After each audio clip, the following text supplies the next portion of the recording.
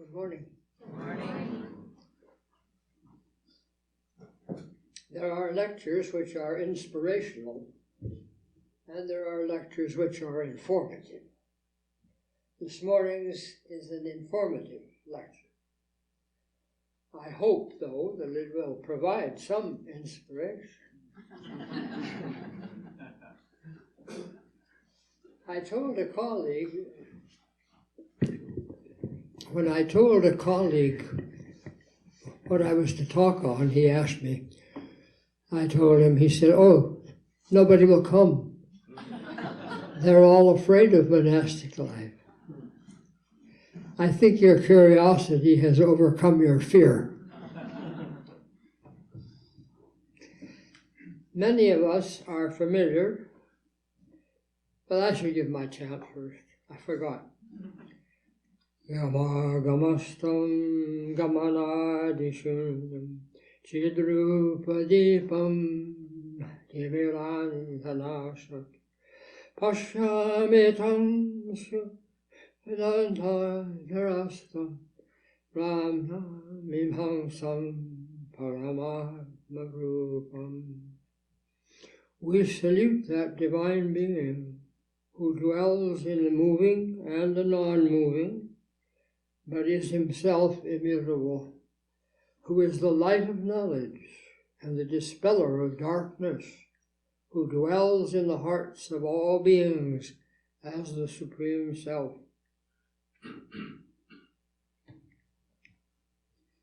Many of us are familiar with the life of Christian monks or nuns in Europe in the 1800s.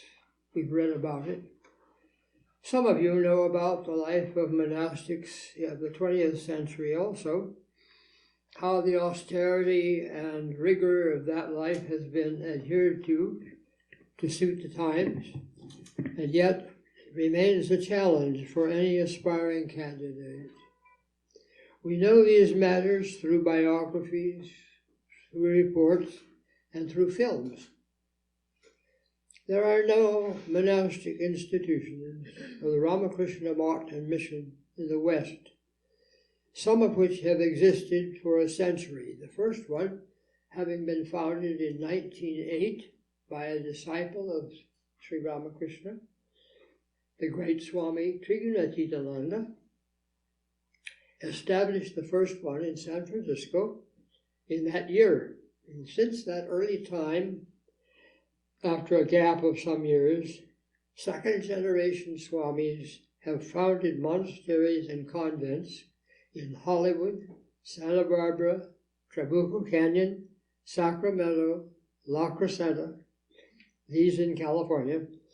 Others have arisen in Seattle, Portland, Chicago, St. Louis, and New York. Now I want you to note that the word convent is used in our order in a special sense. It means only houses for women. It's not, the use of the word convent by Roman Catholics is different. But this is the way we use that word. It just means monastic houses for women. What sort of life do we carry on in these monastic houses? Some devotees of Vedanta have lived close, either geographically or for personal reasons, to one of our houses in the neighborhood, and have shared in its life. Most of us have not had such an opportunity, and it is natural that you should be curious about our kind of monastic life, because it's not like the Roman Catholic life. It's not like life in a Buddhist monastery. It's not like life in any other kind of order that we know of. I have had the good fortune, by Sri Ramakrishna's grace, to spend periods of time in many of those that I've mentioned, in many of those cities. On that credential, I presume to share with you some knowledge and understanding of the ways of Vedanta monastics in the West. Don't the various institutions differ in the details of their way of life? They do, of course. And again, the nun's way of life must have its own specialties that I can know of only by outside observation. However, I have friends among the nuns. One more proviso in speaking of the West. To our shame, we usually do not include South America, and I apologize for that. I think it's greatly to our shame that we talk about the West all the time as if there weren't any South America to be taken into account. I do not know anything much about the monasteries and convents in Brazil or Argentina, but they are there, and we should not overlook that.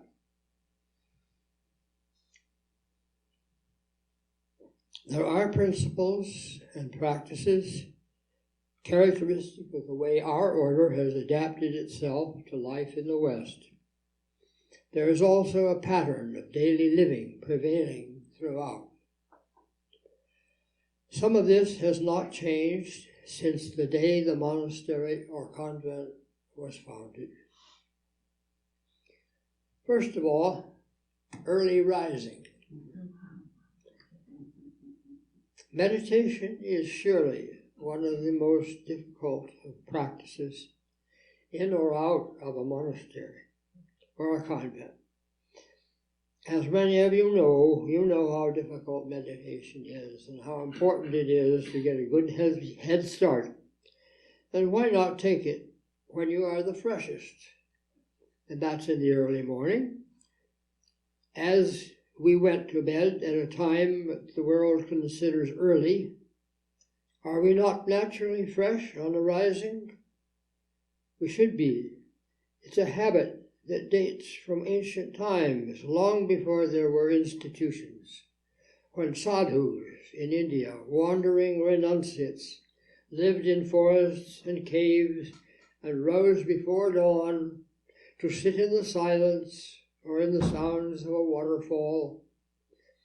Ayurvedic tradition holds the hour of dawn, not sunrise, the hour of dawn, early, as the best for spiritual practices. Moreover, recent physiological studies have shown that there is something called a Circadian Rhythm that produces a maximum of alertness in the body in the early hours of the morning, actually about 4 a.m. 4 a.m., they say, is the peak of the arising of this force in the body. They call a Circadian Rhythm. It's a little early for us, but we start either at 5 or at 6, depending on the monastery. In our tradition, we rise, cleanse ourselves, and go to our place of meditation, in some places at 5 or before, in some at 6. An hour's practice in silence is the usual pattern. Some will include chant or song before or after the service of meditation. In several of our centers, the prayer of Sri Chaitanya, which you just now recited, is used at the end, at the close of the morning period. In another convent or monastery, Vivekananda's Song of the Sannyasin will be recited.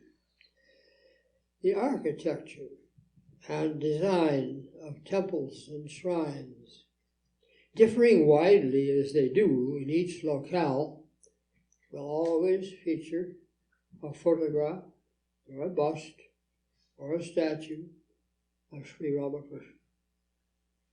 It is around him that we center our spiritual life, as you can see and as you know.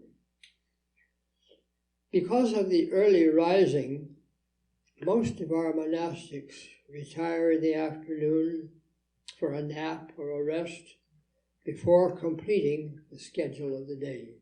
That only makes sense. Prayer before meals. Throughout the order, our monks have used for their meal blessing the 24th verse of chapter 4 of the Bhagavad Gita. Om Brahmarpanam Brahma Havi. You have heard it. You've heard Swami chant it. You've heard me chant it. You know what is coming. And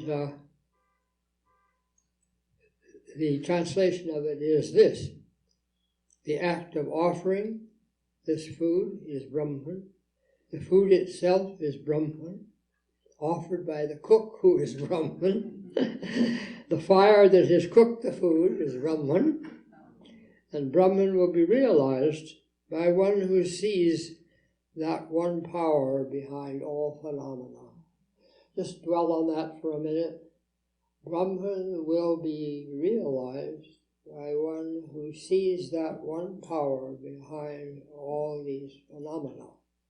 The fire, the cooking, the food, the eating, the growing of the food, and so on.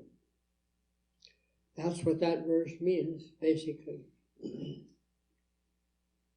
In some places, our meal is closed with the exclamation, Jai Sri Guru Maharaj Ji Ki Jai, which means, Hail to Ramakrishna. We thank you. You have given us this food, this meal. We thank you for that. We are at your mercy, and you have to give us our food. We cannot get it for ourselves. In France, very interesting, in the French ashrama, which I have visited several times, they add after that the famous last words of Sri Sharada Devi, the Holy Mother. Do you remember? If you want peace of mind, do not see faults in others. Look rather to your own. No one is a stranger to you. Learn to make the whole world your own. I love that. I wish we did it too.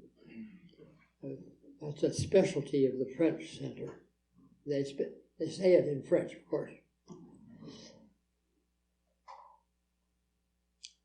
Why should there be this kind of remembrance at mealtime? Well, for at least 3 reasons. First, it prevents one from tearing into the food like an animal, which many of us do. I know, I do sometimes.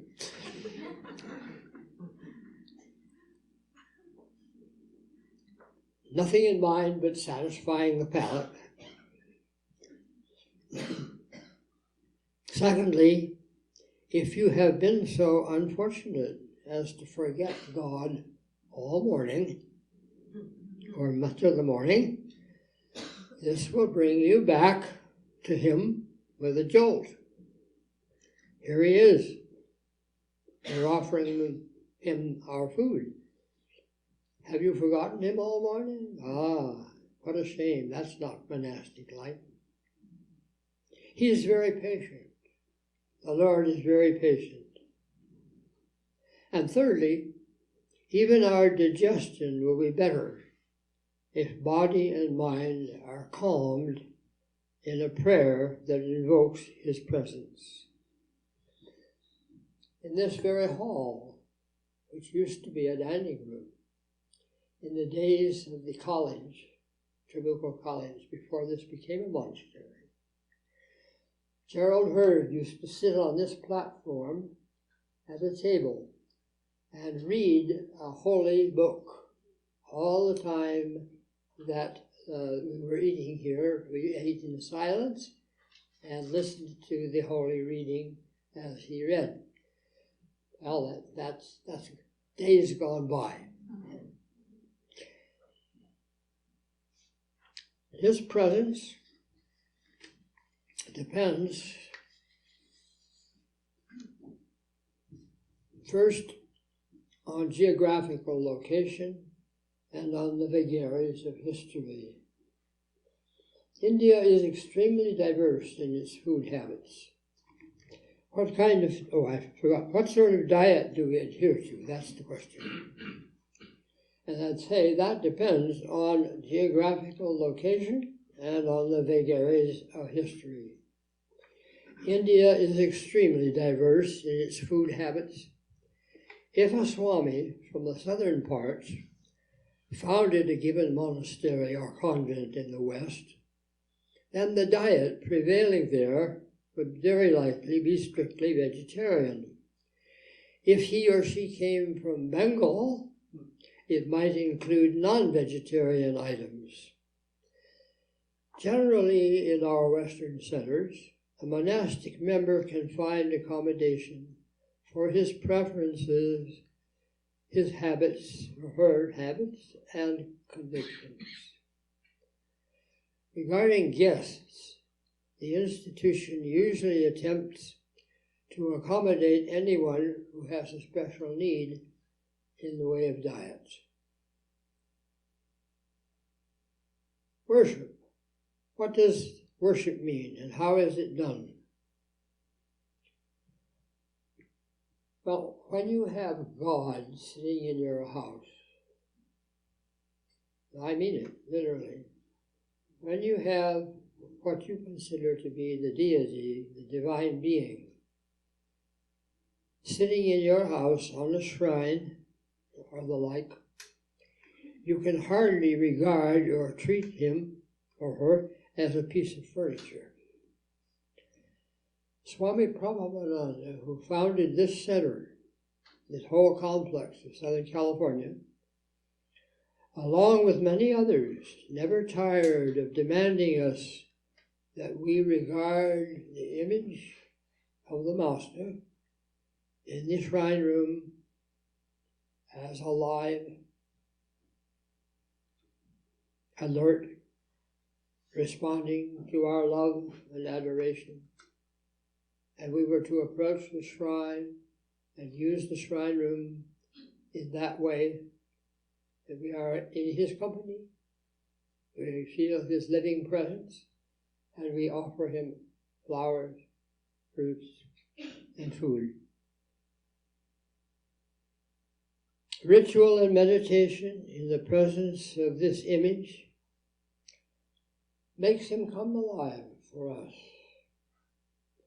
A living presence, aware of our prayer and supplication. Needless to say, a continuous practice of this kind will eventually generate an atmosphere undeniably superior to that of any ordinary room. And you know that. You have used the shrine room. You have been there many times, most of you. You know what you feel there. What you feel there is not something that just came from outer space. It came as a result of the awareness on our part and of those devotees who have been coming to the shrine, of his presence, the reality of his being is there. A living presence, needless to say, it will obviously generate a different atmosphere. You know that this has been verified down the years. The shrine room is a place for any type of spiritual intensity. Meditation is difficult. Meditation is very difficult, and yet not as difficult as some of you think. One Swami taught us, I like this very much, when you simply cannot meditate, pray.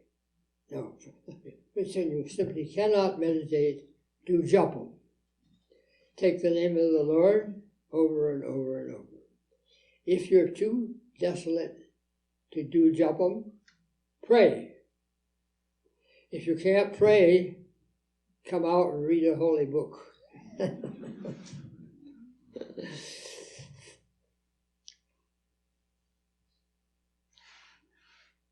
The shrine or prayer hall is our best place for japa, bhajans, prayer, or meditation. In our headquarters at Bangalore Mott in India and other institutions, there is a set procedure of worship to be followed by those acting as priests. Certain swamis or monks or novices are chosen who have particular aptitude in ritual and who are obviously devotional and can perform ritual with great feeling. They are chosen to be the priests or the performers of ritual worship. I wish you could have seen the hands of Swami Prabhavananda. Swami Prabhavananda had most beautiful hands I've ever seen. The fingers were long, and the way in which he offered a flower, and the way he touched the food, everything that he did with his hands, and his serene face, out of this world. It was just out of this world. We want to produce that kind of people. For obvious reasons, these Indian practices cannot always be adapted in the Western centers, but we have our priest, our pujari, a role for which we take turns. Probably in this country, it is our Southern California center that employs the most ritual even today. For example, in both the convent and the monastery of this center, the members have cooked a noon meal. They're supposed to have cooked it with devotion in their minds and have carried the first portion of that food down to the shrine and offered it to Sri Ramakrishna. This takes place about 1 o'clock in the afternoon. Other centers, too, have performed a ritual of this type. We have done this daily here for 70 years or more, without a break, as far as I know. Whether small or large, short or lengthy, simple or elaborate, the daily and continuous offering of love and dedication is made in one form or another. We consider that Sri Ramakrishna lives in that photograph or that image and is fully cognizant of our worship and attention. This is the conviction on which everything is founded. Usually, where the worship custom exists, it includes morning salutation and attention at bedtime. Morning salutation and opening of the shrine, removing his night shirt, and so on. And in the evening, putting it back on, closing the shrine, saying good night. We treat it that way. We treat the shrine that way. And in fact, the present writer, the present speaker, once commented to his teacher that in a center which he had visited, there was no daily ritual at all. That does not matter, said the revered Swami. A holy atmosphere can be generated without formal worship. And of course it can. It can be generated by lectures, by high thoughts, by constant remembrance on the part of the residents. There doesn't have to be ritual, but ritual helps. It helps a great many people. And we are not at all averse to it. The use of chant and song. How do we use chant and song? In some houses, monastic houses, chant or prayer concludes the morning meditation. As I mentioned, in one place it is Swamiji's Song of the Sannyasin, which is recited in unison. In another, this prayer of Sri Chaitanya that we did this morning. There are 3 chants which are used in the evening service. Some of you have stayed in the shrine room before the class on Wednesdays, and you have followed these with us. At least you have heard them if you haven't followed them. One is a hymn to Sri Ramakrishna, composed by Swami Yogeshananda himself. Kandala Bhavabandhana, Jagabandhana Banditavai. And breaker is translated as breaker of this world's chain, we adore thee, whom all men love. Another one is Om Hring Ritam, Brahmachala, also by Swamiji. These 2 are sung in our shrine room. In Santa Barbara, the nuns especially treasure a portion of the Chandi. The Chandi is the Holy Scripture dedicated to the Divine Mother and Mother Durga. And the hymn is a beautiful one. Sarva Mangala Mangalaye Shive Sarvartha Sadhike. O thou who art the auspiciousness of all auspicious things. It's beautiful, but it's for women's voices. It goes high. And I think that's why we don't see it.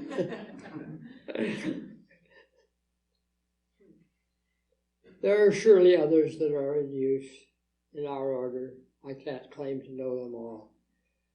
All I can say is I have lived in more of our centers, I'm sure, than any other living person.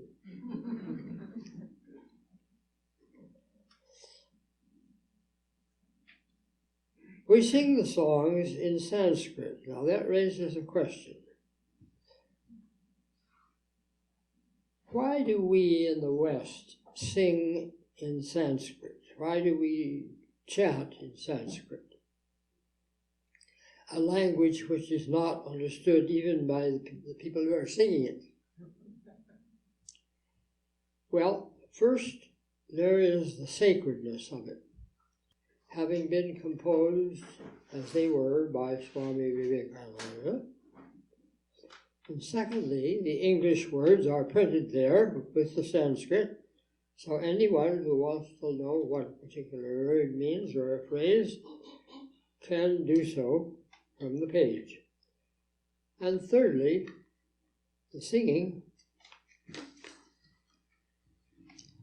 has undeniably an uplifting effect on both the singers and the listeners. Sanskrit has its own vibration. It has its own rhythm and what do I say? Yes, it's redundant. It's what's the word I want? The way that it resounds. The resounding of it is impressive. And this has often been commented upon, and we are, even though we do not know that very complicated language, we are proud to be able to speak it, to use it, pronounce it. We are taught how to do that.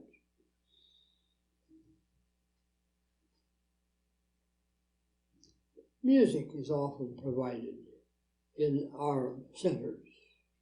In New York, for example, New York, East Side and West Side both have music programs for accompanying the services. Hollywood, Santa Barbara, and many others.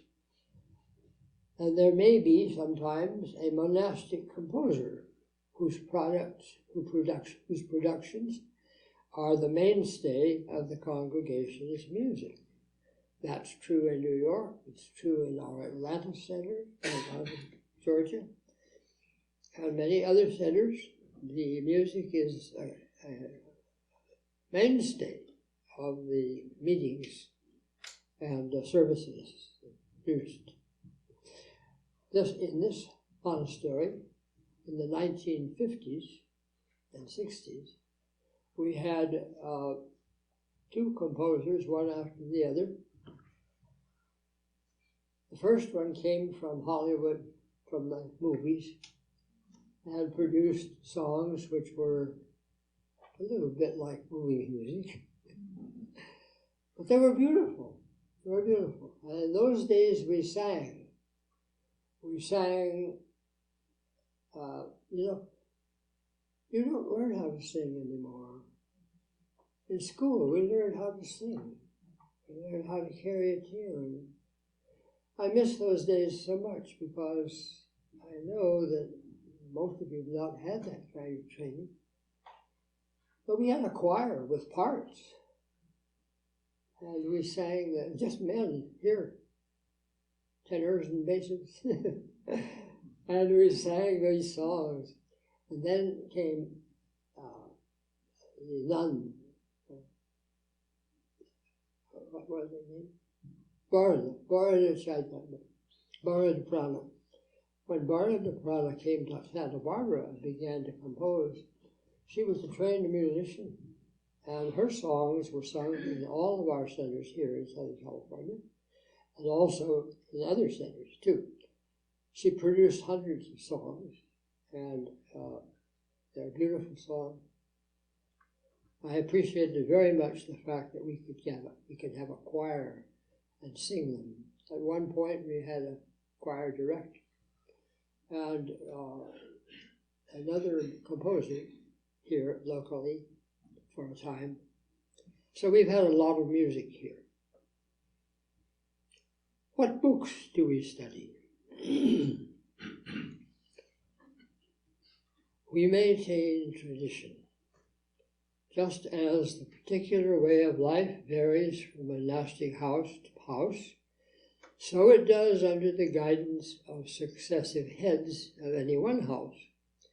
If a newly arrived Swami, head Swami, acknowledges the ways of his or her predecessor and thinks and acts that way, then it's easier. The transition is easier for her or him and for us.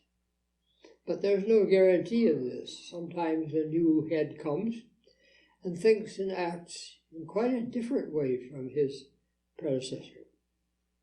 Monastics have to be prepared for that and to deepen according to their commitment to Sri Ramakrishna and his order. We have to hold on through the transition from one kind of head to another. Keep our minds steady on the goal, regardless of who is in charge. In these modern times, transfer of a monk or a nun to a different house, when considered advisable and necessary, has become more available. In my first monastic days, this was unthinkable. You were drawn by a particular Swami, and you came to his house to do things in his way, and you didn't think of going to somebody else to see how that was. Didn't make experiments. We stayed right where we were. It's called, what is it called? Fixity? No, that's not the word. Stability. Monastic stability. Why do we wear orange clothes?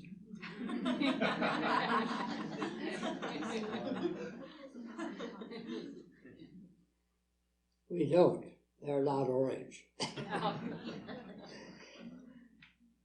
See, in India, the monks' robes are dyed from white by dipping them in a solution of ground up natural rock called Garua, having a color somewhere between orange and brown. And in the West, we don't have that color. So we try to approximate it with orange. But it's a very far approximation. The significance of the color is very important. As soon as the monk takes his final vows, and you see how all of those robes up there are with disciples of Sri Ramakrishna, they're all orange robes, they're Garawa robes, that's the color. He tried to approximate it, the painter. They stand for the power of fire. What does fire do to a monastic? It purifies. Fire is the purifying agent in which we theoretically immerse ourselves. We should feel that all our old impressions, all our worldly life, all of the past associations are being purified, burned up or purified by fire, by the fire that we wear. Another meaning of it is that when the end of life comes, this body, the whole body, clothes and all, will go on a funeral pyre, which is fire. They will all be literally burned up. So our life ends in fire, and we are to remember that all our monastic life. That's where we're going to end up. So we try to approximate it. Work projects. What about work projects? The activities of the monks and nuns in our Western centers differ widely from place to place and might require a volume to describe in full. The knowledge that this is God's house, God's place, is the unspoken mentality that we are to hold at all times.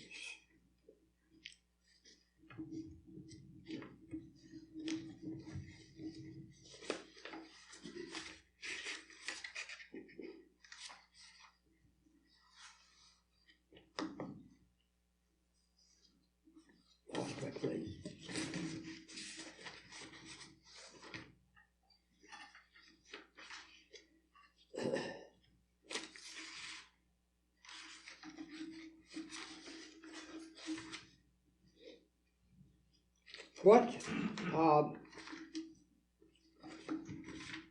What earnest person would not keep his house clean, his garden tidy and fruitful?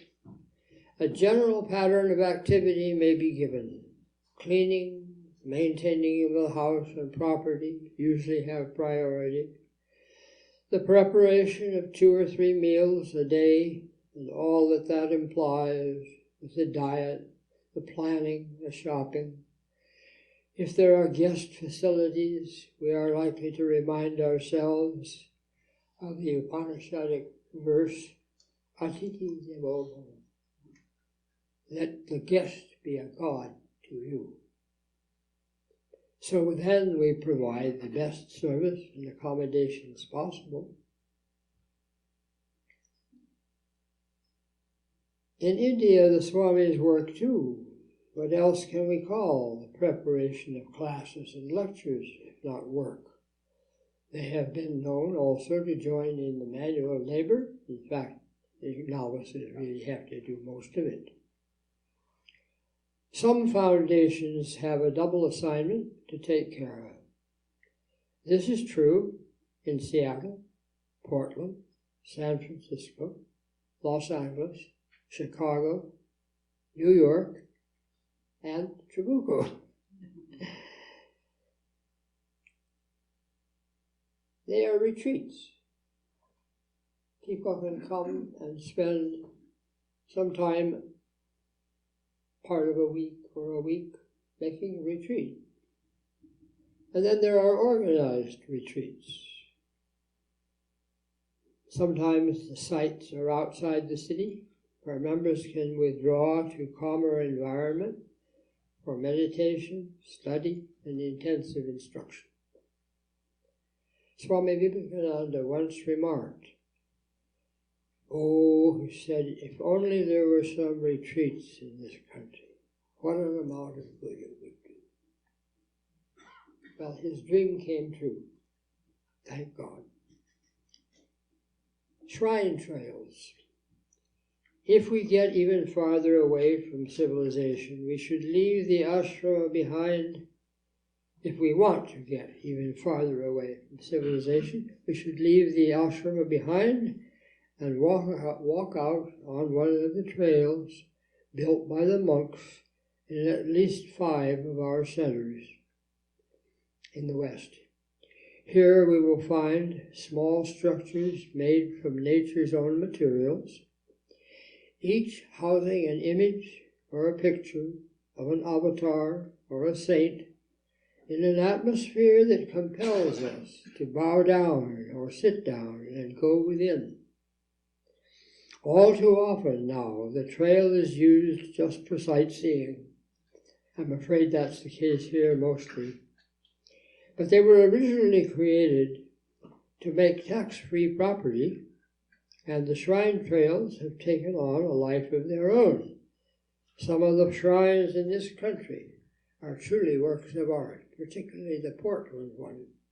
If you ever get a chance to visit the Portland Center in Oregon, be sure to go on the shrine trail. It is amazing.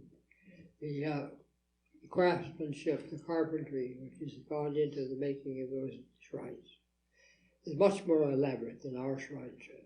Ours is a simple thing. It was built in the 1950s, 60s. What about exercise?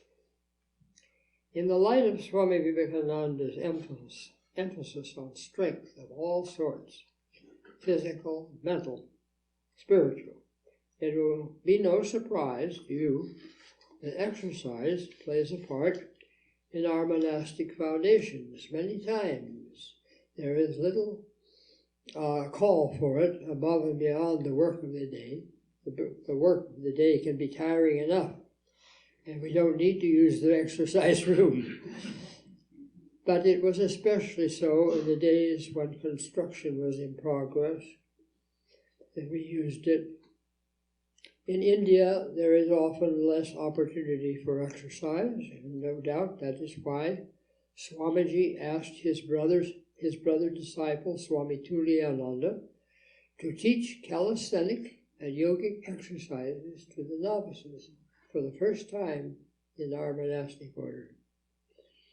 In at least one of our Western monasteries, that's this one, there is a room with equipment set aside for those who haven't had it all. Do we keep pets? Not as a rule. There's once in a while a stray dog or a cat or one gifted by a devotee succeeds in finding a place on one of the larger properties. In that case, it has probably found its heaven, like sadhu here.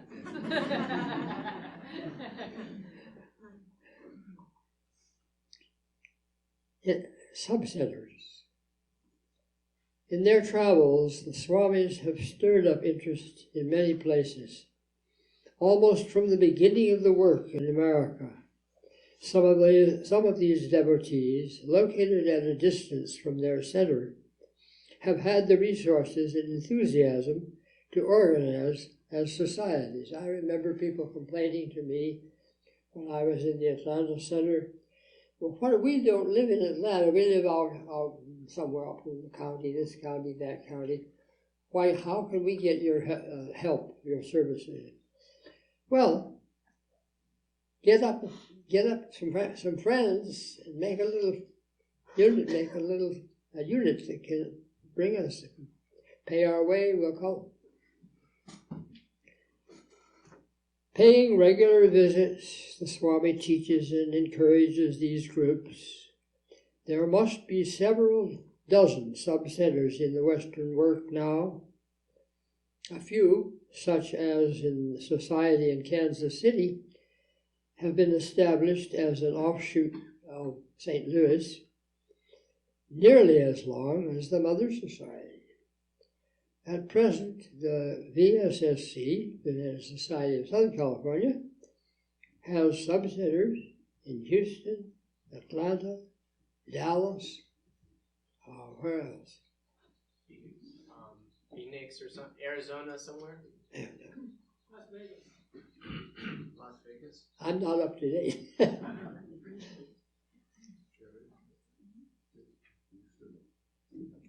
Our relations with other monastics. Of course, words such as superior, with a capital S, senior, master, junior, and novice are not popular words because they put people into categories, and not popular in American parlance. We don't care to have differences among us. But these are the Indian categories. It has sometimes been difficult for our young men and women to accept the kind of hierarchy that the Ramakrishna order, born in India, undeniably show, and integrate themselves into that. Yet there is a beauty, a graciousness in the code of our monastic life, especially where there is love between a guru or teacher and his students. There should be, of course. Centers have their own customs used among themselves. When the San Francisco Monastery began, I remember how we used to salute our abbot with folded palms, as the Indian way.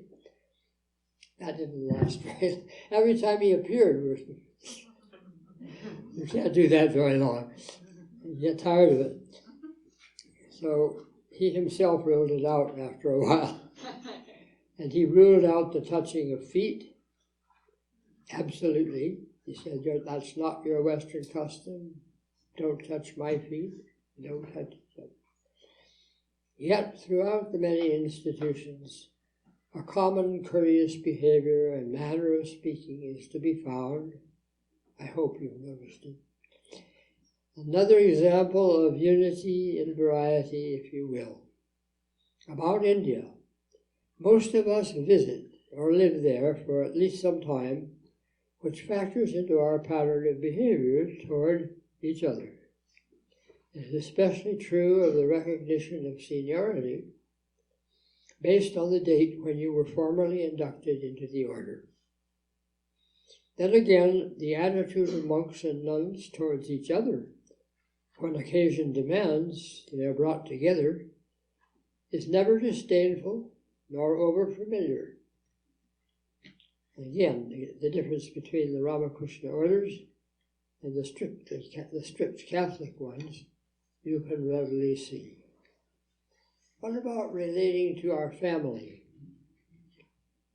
This depends so much on individual situations. It is difficult for me to generalize about it. The Indian monastic ideal calls for the renunciate to leave home and family behind and even to forget his whole past. Humanly speaking, that is so difficult, especially in the West, that compromise has been a matter of course. Sri Ramakrishna encouraged reverence for parents, especially the mother, and we in the West have followed suit. Where attachment to family proves to be an obstacle, the monk or nun will sometimes be shifted to a center farther away. Occasionally, family are close devotees, or become so, which may or may not become problematic. What has been said above can apply to old or close friends as well. Remember that the evening prayer reminds us we have cast fame, fortune, and friends away. The vows and names. After a 5-year initial period, the monk is eligible to apply to take the vows of a novice.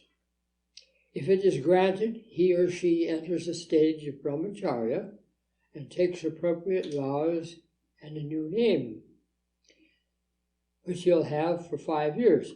It will be another 5 years before he is qualified to become a sannyasi or his robes. And if that is granted, his life is transformed.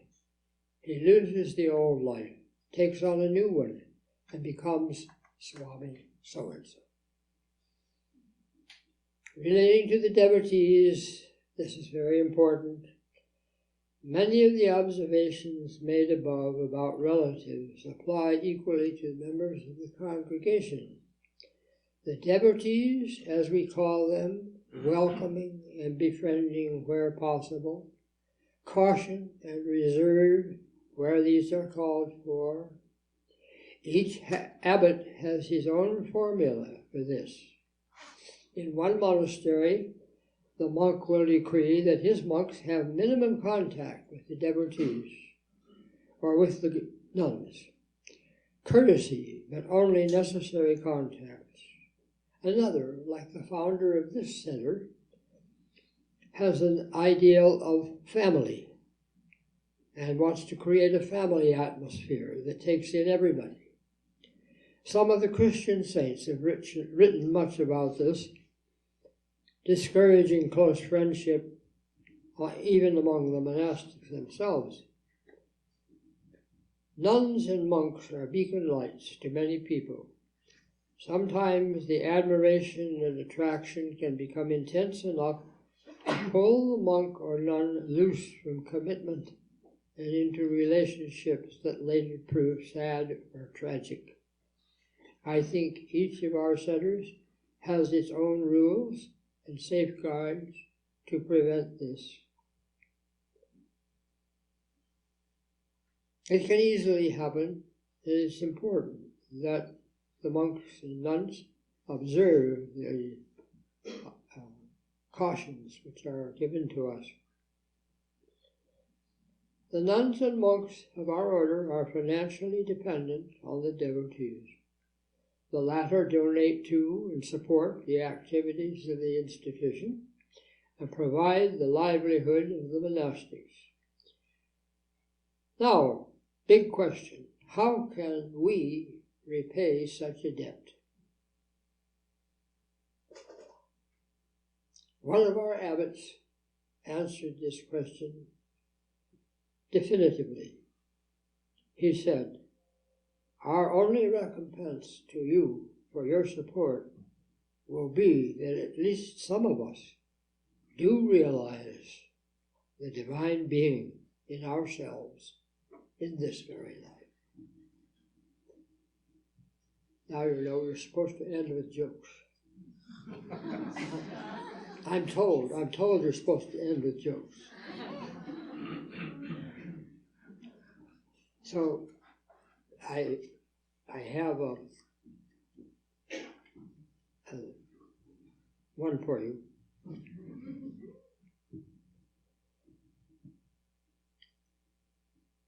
Suppose I practice very hard, earnestly. How long will it take before I get realization? 10 years. Ooh. Suppose I redouble my efforts, work much harder. How long? 20 years.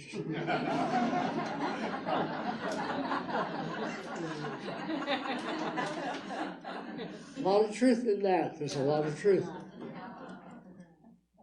One more. Are we allowed to have email?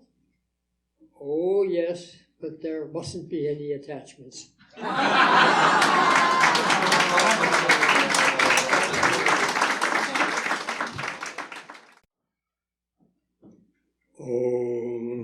Tvameva mata cha pita Tvameva bandhu cha sakha Tvameva vindya dravinam Tvameva sarvam mama deva deva.